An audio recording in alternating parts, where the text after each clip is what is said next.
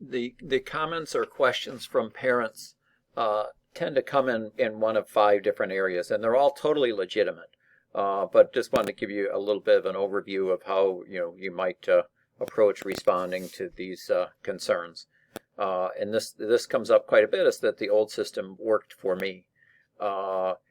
We don't want to get into an argument about that to say yes it did or no it didn't. We simply want to say that we're always looking for better ways to do things, and we feel like the research and the experts are pointing towards a standards-based system, so that it's not about what did or didn't work. It's just about continuous improvement.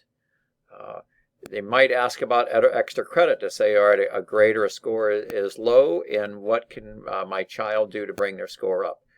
For this one, you simply want to go back to what's the purpose of grades, and remind parents that the purpose of grades is to simply tell how their student is doing at that particular point in time.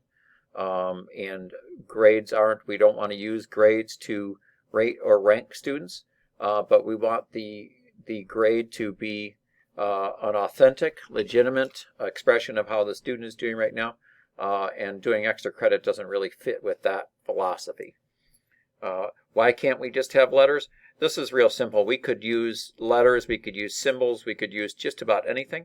We very purposely switched from letters to numbers because we wanted to make a real break from the old system.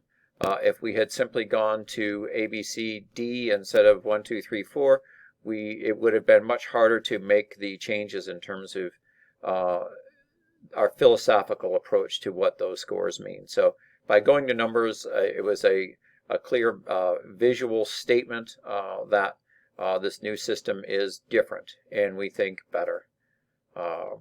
If you added pluses or minuses, would it be better? If you think about a rubric in our current system with 4 levels of learning, on a rubric you have to identify the proficiency level for each of those levels of learning. It's a challenge with 4 or 5, but once you get beyond 5, it's virtually impossible to tell the difference between 2 different levels of learning. If you added pluses or minuses, pluses and minuses, you would now have 12 levels of learning. And if you did a rubric, you'd have to identify 12 different gradations of proficiency on a rubric or in an assessment. It's not possible, and it's really not appropriate. The statistics experts, including Dr. Gusky, would say that 4 or 5 is really the sweet spot in terms of the numbers of levels of proficiency, where you can realistically and authentically define the difference between those 4 or 5 levels. So you definitely wouldn't want to describe 12 different levels of learning. And then the last one, I just want to know how they're doing. We really want to tell them how they're doing. We feel like the new system does a much better job of telling how their student is doing. All the studies done on letter graded systems or systems based on percentiles, there is very little connection between that grade and how a student might do on a standardized test.